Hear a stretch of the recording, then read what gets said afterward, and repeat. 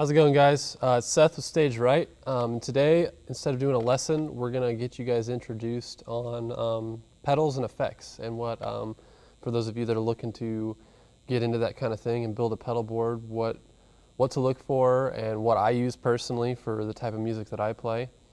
And we'll just kind of give you an overview of all the different kinds here. So on my pedal board, I've got kind of a mix of things so that I can cover different genres of music, because in our band we do a lot of cover stuff, and we cover country, blues, like Pink Floyd stuff, so psychedelic, classic rock, southern rock, a lot of that kind of stuff. So that's kind of what my pedal board's suited for, but you should build your pedal boards according to what kind of music you play and what kind of music and kind of sounds that you're wanting to get out of your guitar.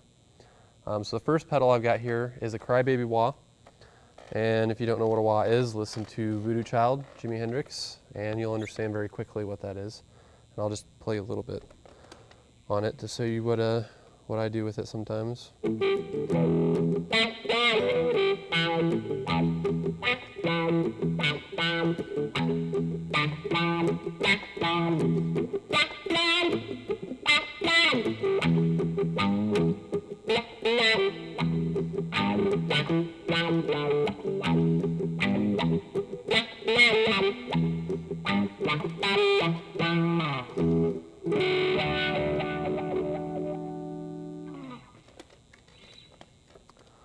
So yeah, that's what those do. It's a good expression pedal to use. For your expression, you got those and volume pedals, but most people would go with a wah pedal. Next pedal I got here is MXR Dynacomp. It's what David Gilmour uses for his compressor, so he's one of my big influences, so I got it because of him. And basically what a compressor is it's taking your high ends and it's taking your low ends and it's kind of squeezing them down so that everything's not so punchy. So when you hit a high note, it's not like in your face.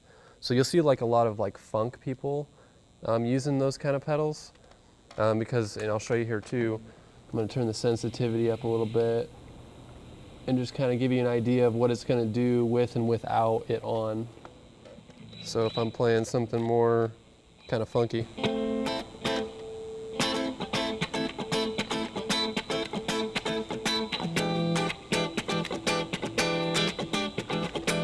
So that's what it sounds like with it on.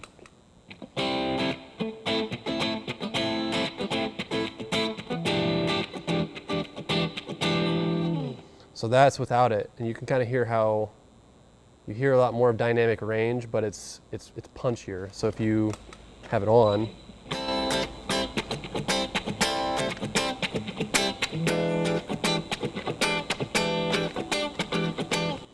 see that it just flattens everything out, so you get a more even tone for your rhythm, and that's really what it's made. Is, you know, if you're going to use it like I use it here with the sensitivity turned up, using it like that. But it's a kind of a subtle effect, not one I would suggest for beginners to get right away. But this next pedal I've got here is one that I would definitely suggest for any beginner looking to get into pedals. It's the Ibanez TS9 Tube Screamer, and it's a simple overdrive pedal. And if you do any research on it, you'll see that like guys like Stevie Ray Vaughan, he used the TS808, I think it is, Ibanez TS808, and that was his overdrive pedal for all the years that he played. Among other people that use them too, but this is just more of like getting you into the distortion side of things. So this is what this sounds like.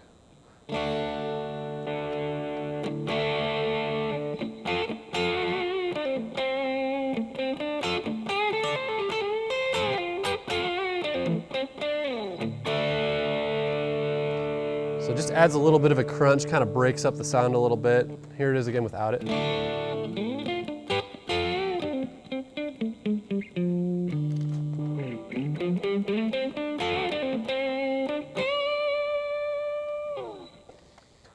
So that's a good one to get you into a little bit of distortion and stuff. I would definitely recommend that over any other pedal to get right off the bat, because that'll get you a different sound. That's going to work for a lot of different genres too. So the next pedal I got here is it's a heavier distortion. It's the Big Muff Pi by Electro Harmonics. And again, the reason I got this is because I play Pink Floyd stuff, and that's what David Gilmour uses for his overdrive. So here's what that sounds like. It's heavier than the other one, so you'll hear that.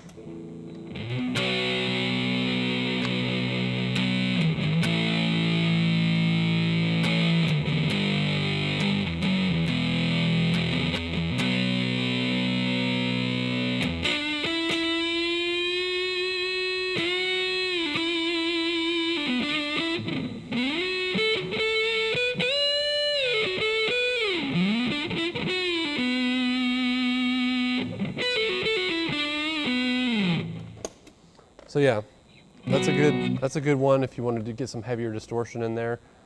Anyway, moving on, we got I've got a cheap delay. It's a Rogue analog delay pedal, and me personally, I prefer analog delay over digital delay just because it's more of a classic kind of delay.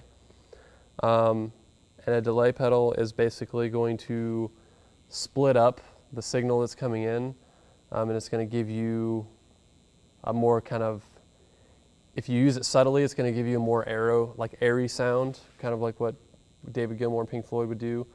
But if you have the time up, which is what I have it on now, you'll hear that there's a lot of like choppiness to it.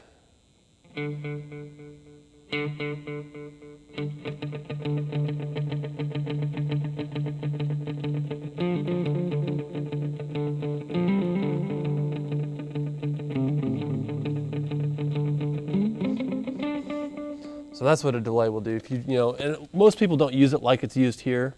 What I would typically do when I'm using this is I'd turn the timing down and the repeat down on it. Keep the levels kind of in the middle. But see, now you can just hear kind of just a very subtle like kickback. And that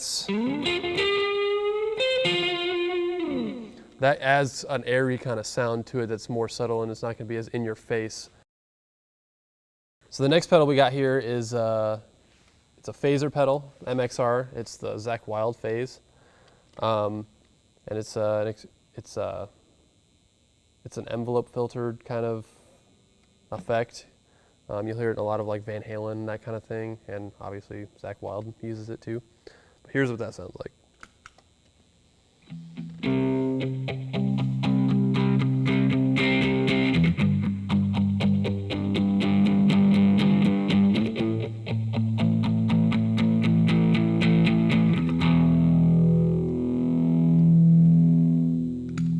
Without.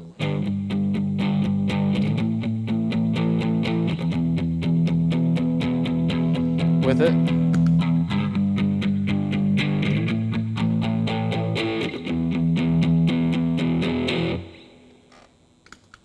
So that's, I don't use that one very often, but for certain songs, it's definitely good to have, and it's just a different sound that you can throw in the mix of things too. And then the last pedal I've got here is from Modtone. It's a harmonic tremor pedal. It's a tremolo, really. And it's kind of more for like psychedelic sounding stuff, a lot of Pink Floyd and that kind of thing. And it's really good with like chords and stuff too. So here's what that's going to sound like. Kind of brings it up and down, the sound.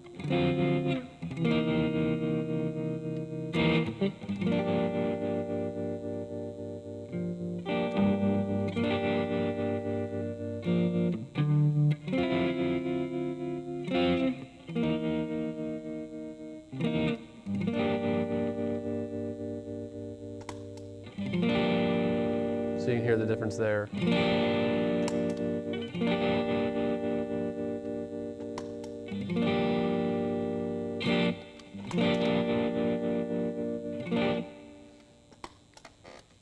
So yeah, that's what I got on my pedal board. Hope that was helpful for you guys to kind of see what kind of different effects are out there and maybe help you think about what you want to get.